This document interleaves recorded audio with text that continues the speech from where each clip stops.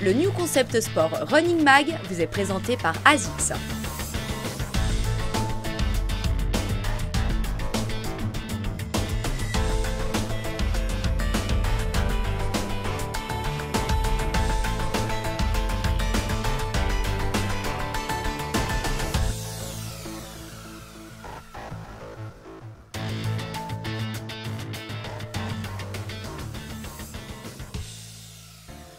La date fatidique du premier semi-marathon de Wonder Judith se rapproche dangereusement. Dans moins d'un mois, c'est le jour J. Et si l'on en croit son coach Fred, la clé des dernières semaines de préparation, ce sera la capacité autant physique que mentale de Judith à encaisser des sorties d'entraînement de plus en plus longues. Des séances qui vont la rapprocher de sa durée d'effort du futur semi. Alors la préparation spécifique pour Judith, par rapport à cette durée du semi-marathon, ça a été évidemment quelque chose de très progressif. On a commencé par faire 3 fois 20 minutes à des allures croissantes. Et puis maintenant, Judith, elle a une période où elle fait 2 fois 20 minutes à une allure légèrement inférieure au semi-marathon. Et actuellement, elle court 40 minutes à la vitesse du marathon, c'est-à-dire aux alentours de 7 minutes 15 par kilomètre, puisque l'objectif affiché est celui-là, c'est essayer de courir aux alentours de 2h33, 2h35 sur ce premier semi-marathon. Quand on prépare un semi-marathon qui pour Judith va durer aux alentours de 2h30, il est évidemment hors de question d'aller courir 2h30 à la vitesse du marathon à l'entraînement. Ça, ce serait vraiment la porte ouverte à un épuisement beaucoup trop prématuré. Donc pour l'instant, on fragmente la durée du semi en plusieurs morceaux. Le plus que Judith va courir au total, ça va être 55 plus 20 plus 20, c'est-à-dire à peu près 1h30, un tout petit peu plus d'1h30. Mais on fera jamais davantage. Fred ne m'a jamais demandé de faire des choses qui sont au-delà de mes compétences. Enfin, depuis le début, depuis que j'ai commencé à courir, tout a été très progressif, très en lien avec mes capacités personnelles, avec mon rythme, mais il n'y avait rien de... Enfin voilà, je pense qu'il y a 1 année et demie, quand je suis venue le voir pour la course d'escalade, il m'avait fait faire un entraînement comme aujourd'hui, j'aurais pas été capable et ça m'aurait cassé tout de suite. Donc je pense que tout a été fait tellement progressivement que mon corps s'est habitué et que j'ai pas le sentiment aujourd'hui d'aller au-delà de ce que je peux faire. Alors on avait dit qu'on faisait entre 7,10 et 7,15, ouais. Ce qui, en tous les cas, pour ta séance du dimanche, c'est exactement le bon tempo. Tu n'étais pas épuisé. Non. C'était très bien. Et regarde, si tu prends 7,10, 7,15 au kilomètre, on est sur, regarde au semi, entre 2h31 et 2h33. Ça serait pas mal, hein. Ah bah, mais il faut tenir 2 40 minutes. Hein. Je suis d'accord. Mais tu n'étais pas épuisé à la fin. Tu as pu tenir ton tempo et tu as vu que naturellement, ça te donne un tempo qui va correspondre. Alors, je pense qu'on va partir de toute façon sur ce semi sur de l'ordre de 2h33. Ce que je sais, c'est que dans les courses, on a un peu tendance à vouloir suivre les autres, donc on va trop vite. Donc je pense que les 21 kills, si je suis bien les instructions, si je ne vais pas trop vite, si je vais au bon rythme, je suis capable de les faire, parce qu'à l'entraînement, je me rends compte que je suis capable de courir, et puis les pieds, en gros, ils courent tout seuls. Hein. Mais je suis bien au rythme, je ne vais pas trop fort, etc. Mon appréhension, c'est de me retrouver dans l'ambiance de la course, voir des gens qui vont y aller très vite, et de vouloir les suivre. C'est ce que j'ai fait déjà dans certaines courses, où je me suis retrouvée j'étais un peu au-dessus de ce que je suis capable de faire. Allez, sprint! Allez, encore!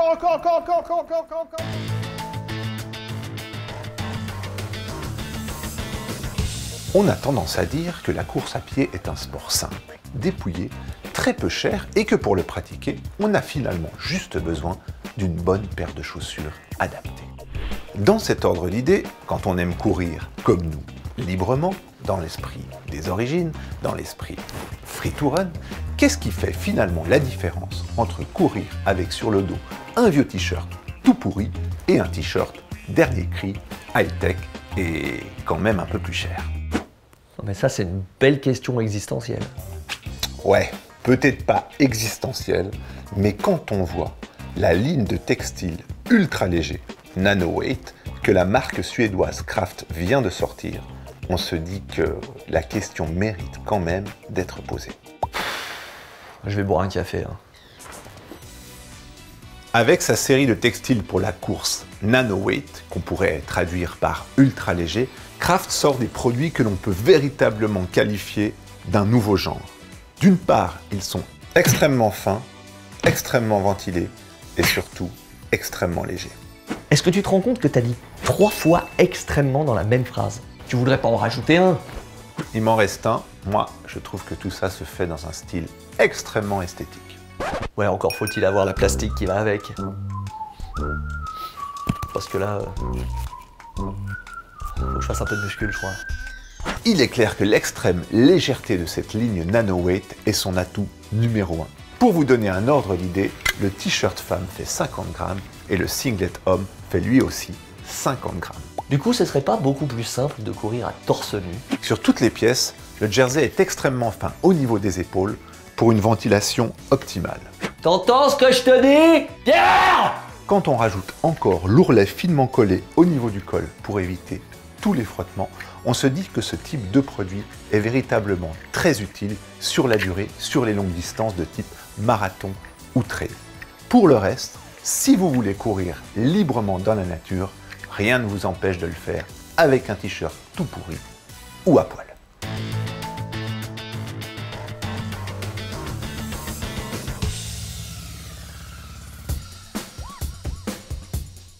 Après nous être arrêtés le mois passé sur les pathologies propres aux coureurs de type terrien, et aérien, le spécialiste Cyril Gindre nous explique aujourd'hui quel type d'exercices de renforcement sont spécifiques aux 2 grandes familles de motricité. La meilleure manière pour tout coureur d'optimiser vraiment sa préparation. Alors, pour nous, dans l'ordre du travail prioritaire, on parle d'abord du terrien comme quelqu'un qui est capable de fléchir. Pour pouvoir fléchir et puis libérer ses articulations, on pense que le centre doit être solide. Donc c'est le travail habituel, typique du gainage.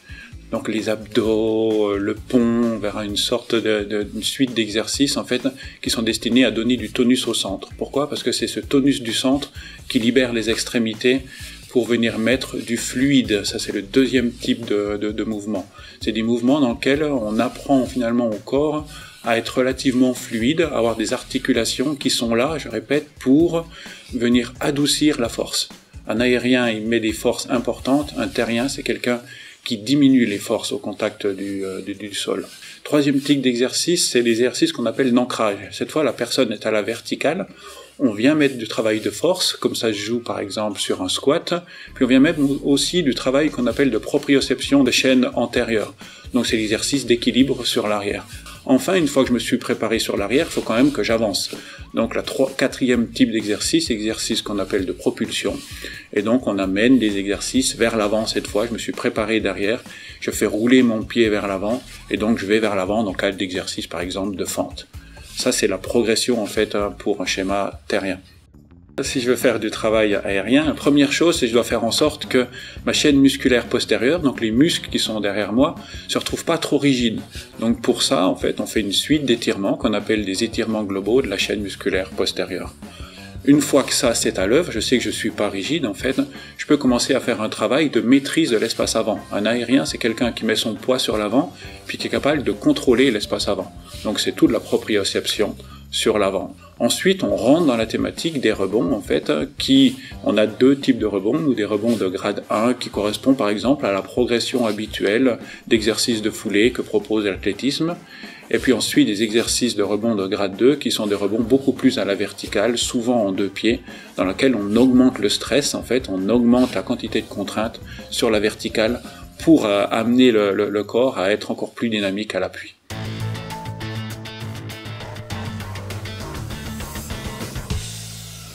C'est presque devenu une tradition.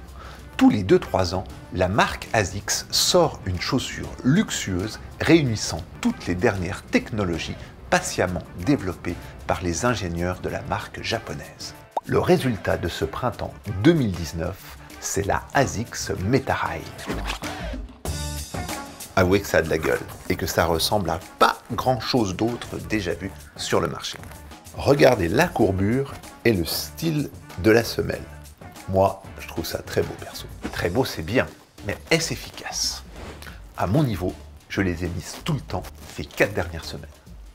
Sauf que c'était pas sur marathon, ni à l'entraînement, mais pour marcher avec ces putains de cannes que je dois tout le temps me trimballer depuis 4 semaines suite à une opération du ménisque. Mais j'ai adoré, hein. Vraiment. Je récupère même super vite. C'est sûrement grâce aux chaussures. L'originalité principale de la Metaride, outre son style, c'est la courbure de sa semelle qui va permettre une transition particulièrement fluide et révolutionnaire du talon à l'extrémité du pied. C'est aussi la semelle extérieure qui, malgré son aspect clinquant, brillant, voire potentiellement glissant, assure une stabilité et un grip étonnant sur tout ce qui est bitume. C'est enfin une structure autour du talon, elle aussi très innovante, qui offre un très bon contrôle du mouvement des chevilles et permet ainsi de préserver l'énergie musculaire sur la durée. La Metaride est une chaussure véritable, haut de gamme, que l'on ne trouve que chez les experts du running. Elle va plaire à tous ceux qui sont friands de technologie et de nouveautés.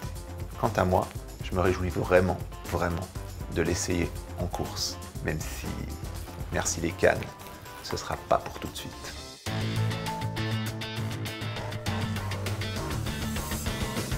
Les vainqueurs du concours du mois passé ont de la chance. Ils vont pouvoir enfiler l'une des chaussures les plus stables du marché et notre favorite dans la gamme Pronateur. Car la Brooks Adrenaline est bien une chaussure destinée avant tout aux pronateurs. Il fallait donc répondre à la question du mois passé. Et ce sont Sacha Valder de Mato et Isabelle Savarzano de Norea qui remportent les 2 paires de Brooks Adrenaline mises en jeu. Bravo à eux.